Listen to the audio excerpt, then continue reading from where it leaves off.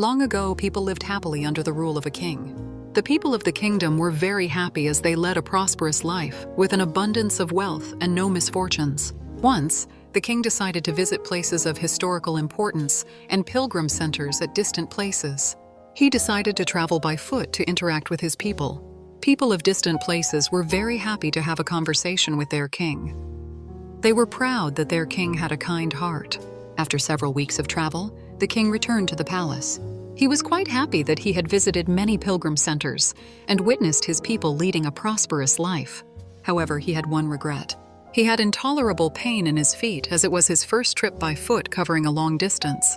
He complained to his ministers that the roads weren't comfortable and that they were very stony. He could not tolerate the pain. He said that he was very much worried about the people who had to walk along those roads, as it would be painful for them too.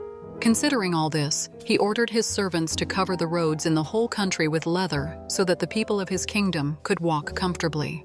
The king's ministers were stunned to hear his order, as it would mean that thousands of cows would have to be slaughtered in order to get sufficient quantity of leather. And it would cost a huge amount of money also.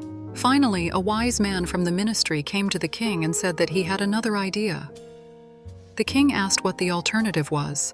The minister said, instead of covering the roads with leather, "Why don't you just have a piece of leather cut in appropriate shape to cover your feet?" The king was very much surprised by his suggestion and applauded the wisdom of the minister. He ordered a pair of leather shoes for himself and requested all his countrymen also to wear shoes. Moral: instead of trying to change the world, we should try to change ourselves.